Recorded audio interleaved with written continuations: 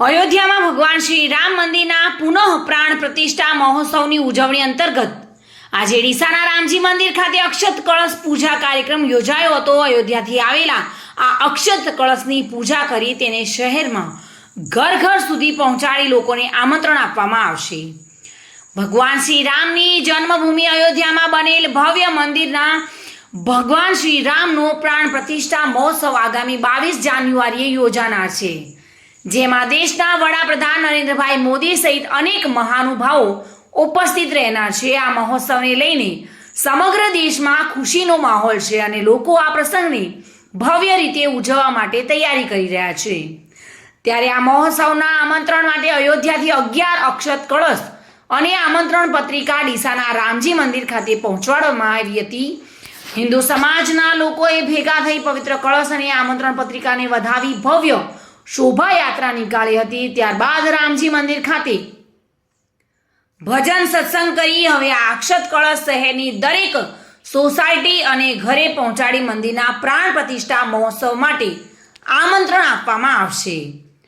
આ અંગે વિશ્વ હિન્દુ પરિષદ ડીસા વિભાગ તથા વર્ષોથી હિન્દુ સમાજ જેની રાહ જોઈ રહ્યો તે અયોધ્યામાં ભગવાન શ્રી રામ મંદિર તૈયાર થઈ રહ્યું છે, જેનું 22 જાન્યુઆરીના રોજ વડાપ્રધાન નરેન્દ્રભાઈ મોદીના વરદ હસ્તે ઉદ્ઘાટન થનાર છે, જે પુનઃ પ્રાણ પ્રતિષ્ઠાને લઈને સમગ્ર દેશમાં ગામે ગામ આમંત્રણ આપવામાં આવી રહ્યું છે, જે અંતર્ગત આજે અયોધ્યાથી કળશ આવી ગયા છે અને એ કળશ અક્ષત લોકોના ઘર સુધી પહોંચાડી આમંત્રણ નિમંત્રણ આપવામાં આવશે।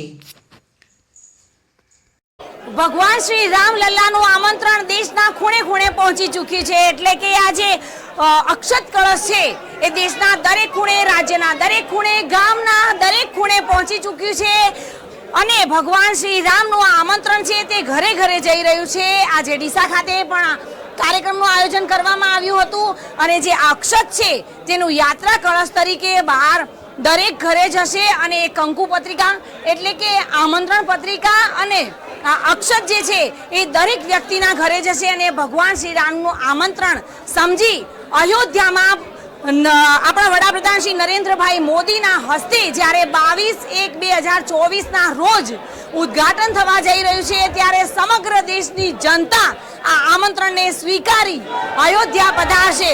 એ અનુલક્ષીને આજે આગેવાનો જોડાયા છે, જાણીશું સમગ્ર માહિતી। આજે 500 વર્ષના સમયગાળા પછી આપણને આજે અયોધ્યાની અંદર રામ મંદિર 22 તારીખે જે થઈ રહ્યું છે, આપણા યશસ્વી વડાપ્રધાન નરેન્દ્રભાઈ મોદી અને એમની આખી સમગ્ર ટીમ દ્વારા આજે હિન્દુત્વને જોઈએ તો આજે આ અમે કળશ લઈ અને ઘર ઘર સુધી પહોંચવાના છીએ। એક એક ઘર સુધી અમે આમાં પુષ્પ અને આમંત્રણ પત્રિકા જઈ અને આપી અને રામ ભગવાન આપણા અયોધ્યાની અંદર મંદિર બની રહ્યું છે એની અમે બધી ચર્ચા કરી અને ઘર ઘર સુધી પહોંચવાના છીએ। ન ભૂતો ન ભવિષ્ય તે જે નિર્માણ થઈ રહ્યું છે અયોધ્યામાં ભગવાન શ્રી રામના મંદિરનો કેવો ઉત્સાહ છે, કઈ રીતનો આનંદ અનુભવી રહ્યા છો?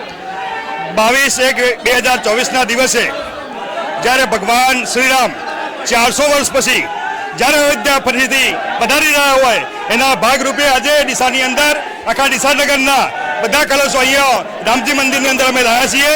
આજે અમારા ગંગેશ્વર જે વસ્તી છે એ વસ્તીનો કળશ અમે આગેવાનો અને કાર્યકર્તાઓ, આરએસએસના કાર્યકર્તાઓ, ભારતીય જનતા પાર્ટીના કાર્યકર્તાઓ સાથે મળી અને અમારા ગંગેશ્વરમાં સ્થાપિત કરીશું અને 25 થી 15 તારીખ સુધી આ કળશને અમારા વિસ્તારની કોઈ પણ સોસાયટીને કોઈ પણ ઘર બાકી ના રહી જાય એ રીતે આમંત્રણ પત્રિકા અને કળશ એના ઘેર જઈ કંકુ ચોલ્લા કરી અને ભગવાન શ્રીરામનું અમે આમંત્રણ આપીશું અને બધા 22 તારીખે અયોધ્યા જાય અને શ્રીરામ ભગવાનની આપણે સૌ ફરીથી સ્થાપના કરીએ એ બધા અમે આજ ભેગા થયા છીએ।